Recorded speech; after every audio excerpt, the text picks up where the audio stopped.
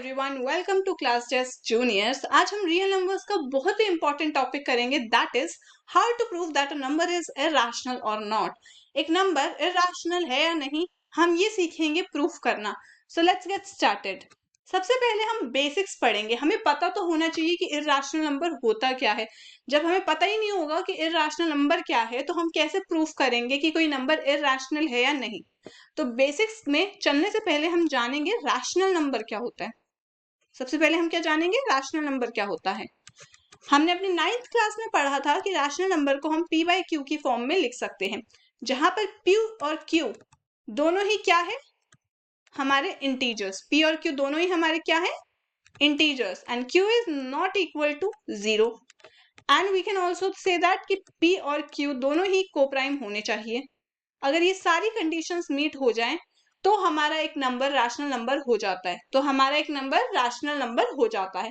अब हमें पता है कि rational number includes integer, it includes whole numbers and it includes natural numbers. हमारी नंबर लाइन पे हमने सबसे पहले 9th क्लास में पढ़ा था नेचुरल नंबर, उसके बाद हमने पढ़ा था होल नंबर। होल नंबर में बेसिकली 0 आ जाता है और बाकी सारे नंबर्स नेचुरल नंबर्स ही होते हैं। इंटीजर्स में हमारे नेगेटिव नंबर्स भी इंक्लूड हो जाते हैं और ये सारे ही नंबर्स रैशनल नंबर्स के अंदर आते हैं। और रैशनल नंबर में हम p बाई क्यू की फॉर्म में जिन भी नंबर्स को लिख सकते हैं उन्हें हम रैशनल नंबर्स बोलते हैं। तो ये सारे ही नंबर्स हमने नंबर लाइन पे प्लॉट किए थे। अब इरैशनल नंबर्स क्या होते हैं, इनके अलावा जो भी नंबर्स हम नंबर लाइन पर प्लॉट कर सकते हैं उन्हें इरैशनल नंबर्स बोलते हैं। Now this is so confusing कि ठीक है, अगर हम सारे बचे हुए नंबर्स को इरैशनल नंबर बोलते हैं, ठीक है, लेकिन हम उसे डिफाइन कैसे करेंगे, हमें क्या पता कि वो इरैशनल है या नहीं है। तो a number S, let's suppose एक नंबर है जिसे हम बोल रहे हैं कि वो इरैशनल है। अगर वो नंबर इरैशनल है तो हम उसे p बाई क्यू की फॉर्म में नहीं लिख सकते। हम उसे p बाई क्यू की फॉर्म में नहीं लिख सकते, where p and q are integers and q is not equal to 0. Now इस फॉर्म में हम कैसे नहीं लिख पाएंगे, या तो हमारी कोई कंडीशन जैसे कि p and q जो है वो इंटीजर्स ना हो, ये कंडीशन वायलेट हो जाए, या हमारी q is not equal to 0 की कंडीशन वायलेट हो जाए। अगर ये दोनों कंडीशंस वायलेट हो जाती है तो वो नंबर इरैशनल बन जाता है। अगर मैं आपको कहूँ √2, क्या √2 रैशनल नंबर है? नहीं, बिकॉज √2 अपॉन 1 भी अगर मैं कर दूं, जैसे कि हम नेचुरल नंबर्स के केस में करते हैं, जैसे मेरे पास 2 है, अब 2 बाई 1 को मैंने इस तरीके से लिख दिया, मतलब इसे मैं p बाई क्यू की फॉर्म में लिख पा रही हूँ। इसीलिए तो हमने कहा था कि नेचुरल नंबर्स भी रैशनल नंबर्स ही होते हैं। बट अगर मैंने √2 बोला और मैंने कहा √2 अपॉन 1, तो √2 अपॉन 1 को हम p बाई क्यू की फॉर्म में लिख तो पा रहे हैं, लेकिन p और q इंटीजर्स नहीं है। q इंटीजर है बट p जो है वो इंटीजर नहीं है। √2 इंटीजर नहीं होता है। हमें पता है इंटीजर्स कौन कौन से नंबर्स होते हैं, सारे नेगेटिव नंबर्स जैसे कि -5, -4, -3, -2, -1। बट √2 यहाँ पर कहीं भी नहीं आता। बेसिकली नेगेटिव नेचुरल नंबर्स, कि वो हो तो नेचुरल नंबर्स बट वो नेगेटिव हो। और हमारे इंटीजर्स में आता है 0, और हमारे सारे positive integers, that is positive natural numbers like 1 2 3 4 5 till infinity. तो ये नंबर्स हमारे इंटीजर नंबर्स कहलाते हैं। बट √2 इस कैटेगरी में नहीं आता, √2 होल नंबर्स की कैटेगरी में भी नहीं आता और √2 नेचुरल नंबर्स की कैटेगरी में भी नहीं आता। इसीलिए ये नेचुरल नंबर्स भी नहीं होंगे, होल नंबर्स भी नहीं होंगे, इंटीजर्स भी नहीं होंगे। इस टाइप के नंबर को हम क्या कहेंगे, इस टाइप के नंबर को हम कहेंगे irrational number.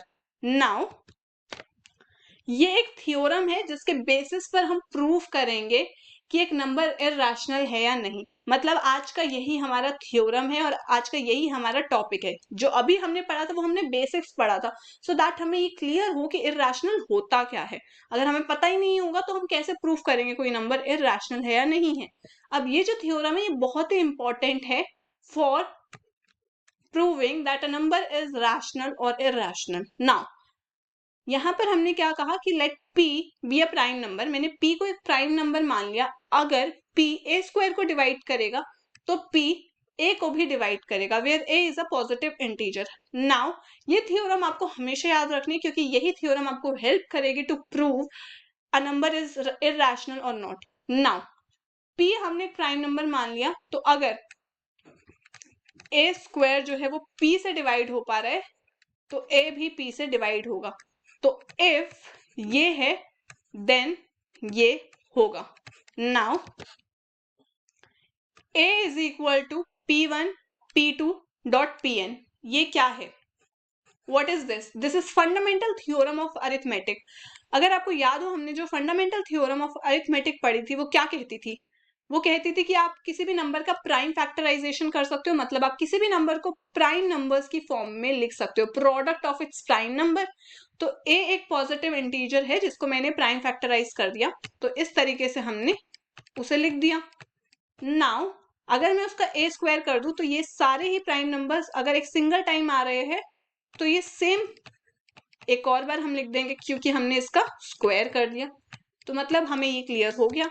Now we are given that p divides a square, therefore from the fundamental theorem of arithmetic it follows that p is one of the prime factors of a square। अगर मैं बोल रही हूं कि एक number है, let's suppose 2 जो है वो 6 को डिवाइड कर देता है, 2 6 को डिवाइड कर देता है, इसका मतलब 2 जो है वो इसका मल्टीपल होगा या इसका फैक्टर होगा। हम कह सकते हैं कि 2 जो है वो 6 का फैक्टर होगा। Yes, we can say that कि जो 2 है वो 6 का फैक्टर होगा। यहां पर लिखा हुआ है कि p should be a prime number, तो ये जो नंबर है that should be a prime number, और हमने भी प्राइम नंबर का एग्जांपल लिया। अगर हम 6 का प्राइम फैक्टराइजेशन करें तो वो 2 into 3 आता है। और according to the fundamental theorem of arithmetic p is one of the prime factors. ये तभी पॉसिबल है, ये जो लाइन है और ये जो लाइन है, मतलब p डिवाइड्स a स्क्वायर, ये तभी पॉसिबल है जब p जो है वो one of the prime factorisation का पार्ट हो a का।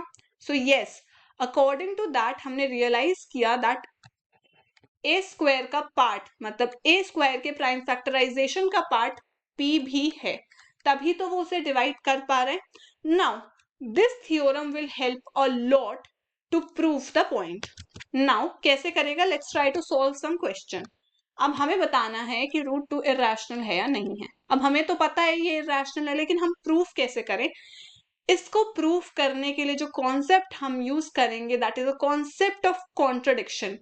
कॉन्ट्रडिक्शन का कॉन्सेप्ट क्या कहता है? हम बोलेंगे कि √2 रैशनल है, मतलब हम यहाँ उल्टा लेट करके चलेंगे और फिर इसको प्रूफ कर देंगे। We will let √2 is rational. अब कोई भी नंबर जो रैशनल होता है उसे हम p/q की फॉर्म में लिख सकते हैं, ये हमें पता है। तो हम क्या करेंगे? हम r और s दो इंटीजर्स मान लेंगे और हम √2 को p/q की फॉर्म में लिखेंगे, मतलब हम कहेंगे कि √2 r/s के इक्वल है, जो कि दो इंटीजर्स हैं, where s is not equal to 0। तो हमने ये लेट कर लिया, r और s को इंटीजर्स और √2 को r/s के इक्वल रख दिया। नाउ सपोज r और s के कॉमन फैक्टर्स है, मैंने क्या कहा था आपको कि ये कोप्राइम होने चाहिए, बट अगर इनके कॉमन फैक्टर्स है अदर देन 1, तो हम क्या करेंगे? इनके कॉमन फैक्टर्स को डिवाइड कर देंगे। जब हमने लेट्स सपोज इनके कॉमन फैक्टर्स को डिवाइड कर दिया, तो जो अब हमारे पास नंबर आया वो लेट्स सपोज a/b आ गया, जो b is not equal to 0 and a and b are coprime. a और b क्या हो गए? कोप्राइम। अब हम क्या करेंगे? अब जो स्टेप है वो बहुत इंपॉर्टेंट है, बहुत ध्यान से देखना है। हम √2 डॉट बी लिख सकते हैं, मतलब मल्टीप्लीकेशन में, एंड a। अब हम क्या करेंगे? Squaring both sides. जब हम स्क्वेयरिंग बोथ साइड्स कर देंगे तो क्या हमें ये मिल जाएगा? Yes. Now the important part begins. Do you remember that अभी अभी हमने एक थ्योरम पढ़ी थी दैट इफ p जो है वो a स्क्वायर को डिवाइड करेगा तो p a को भी डिवाइड करेगा। Do you remember that?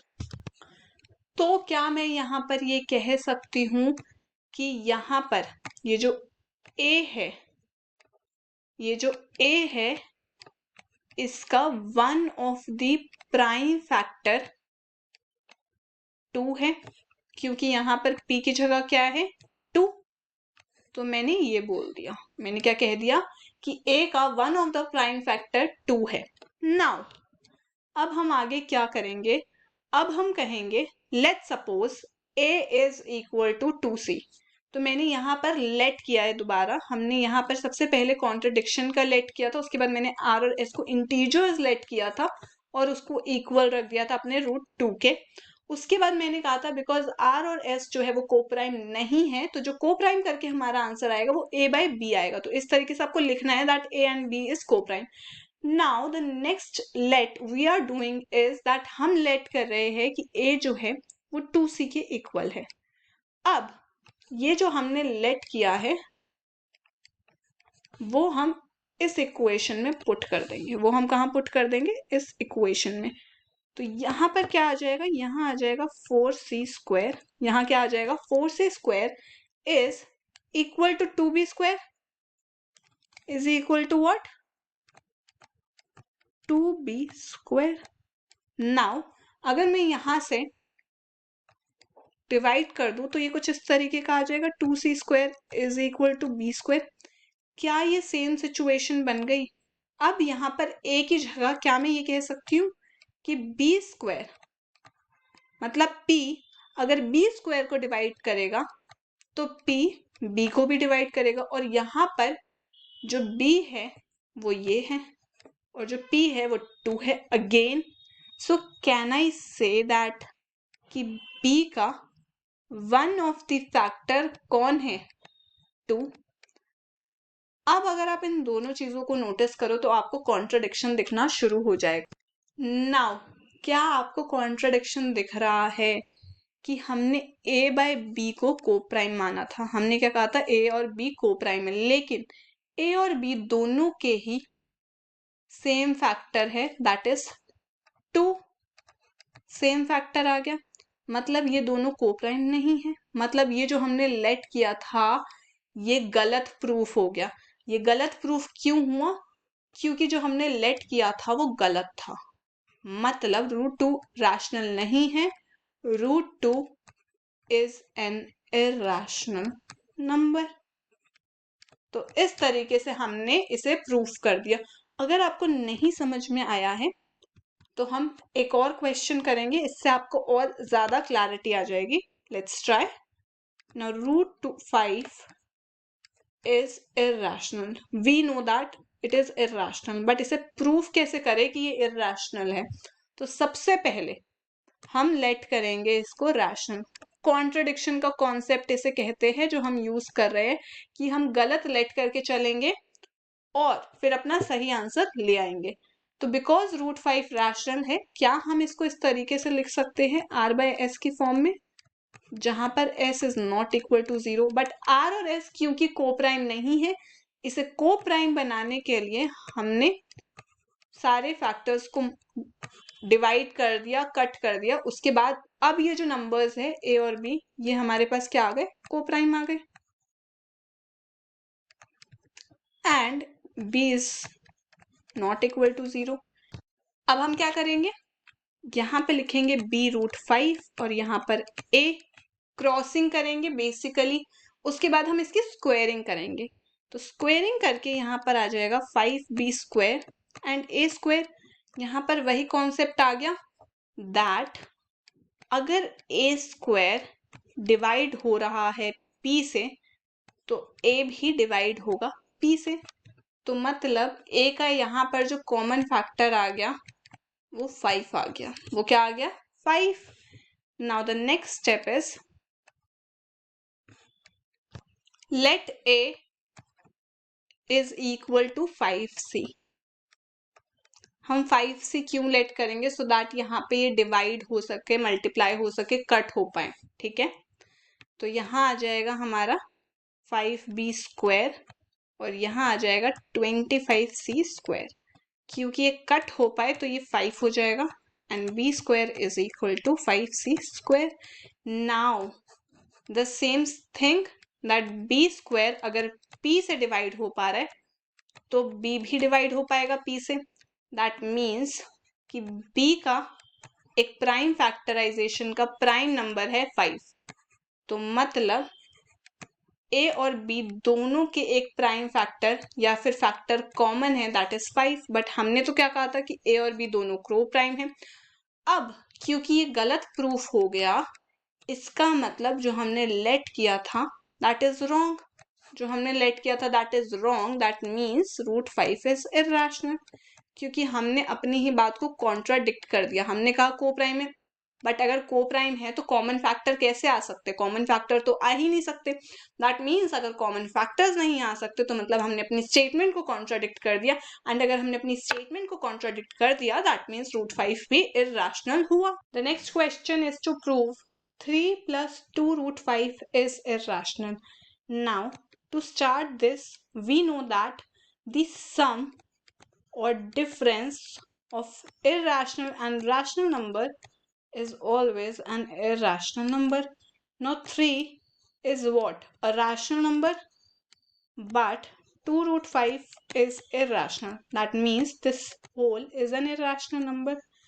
अब हम क्या करेंगे? हम यहाँ पर contradictory statement लिखेंगे that 3 + 2√5 is rational.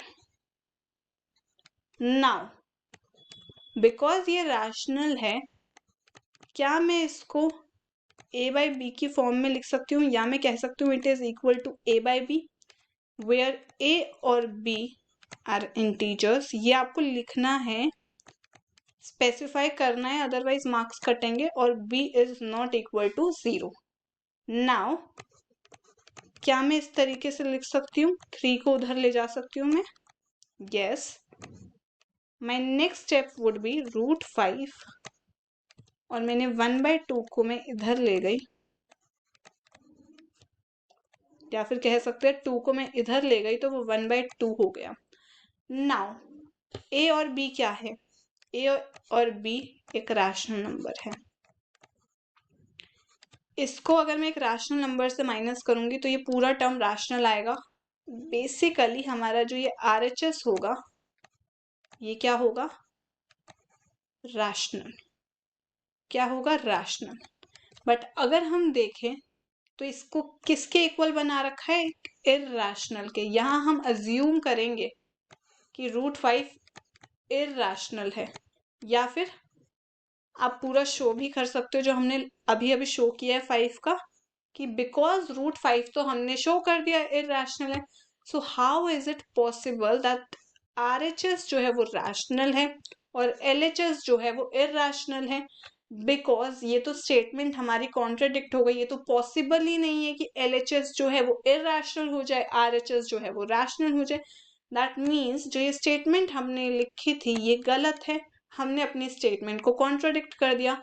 That means 3 + 2√5 is irrational.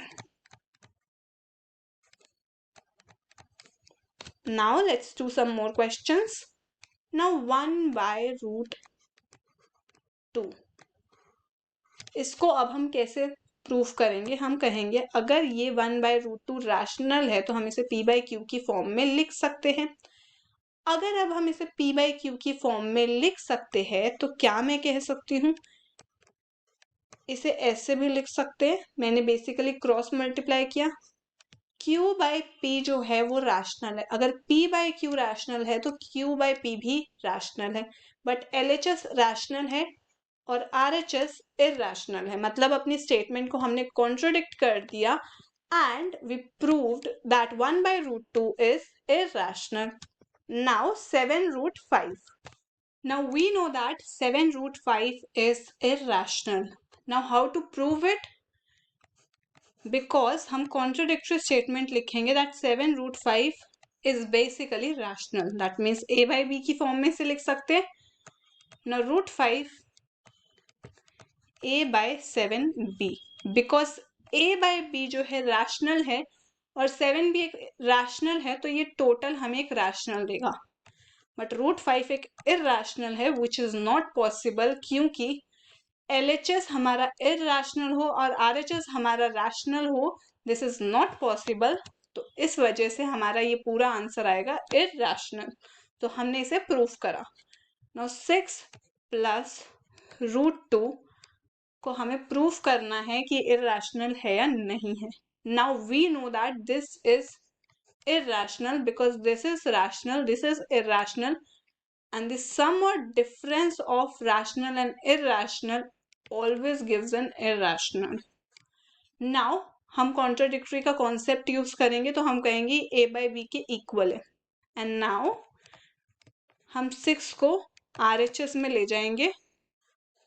अब हमें पता है कि a by b क्या है, रैशनल। 6 क्या है, रैशनल। इन दोनों का माइनस रैशनल आएगा, बट √2 एक इरैशनल है। LHS इरैशनल है, RHS रैशनल है, विच इज नॉट पॉसिबल। इस वजह से हमने प्रूफ कर दिया कि ये 6 प्लस √2 भी एक इरैशनल नंबर है। एंड विद दिस हमने ये कॉन्सेप्ट बहुत अच्छे से समझ लिया है कि इरैशनल होता क्या है और इरैशनैलिटी कैसे प्रूफ करते हैं कि कोई नंबर इरैशनल है या नहीं, by using a theorem and concept of fundamental theorem of arithmetic. अब आपका काम है इसको वापस से रिवाइज करना, सारे एग्जाम्पल्स को बनाना, पूरी एक्सरसाइज को दोबारा बनाना। एंड अगर आपको वीडियो पसंद आया हो तो प्लीज वीडियो को लाइक कीजिएगा। Thank you for watching the video.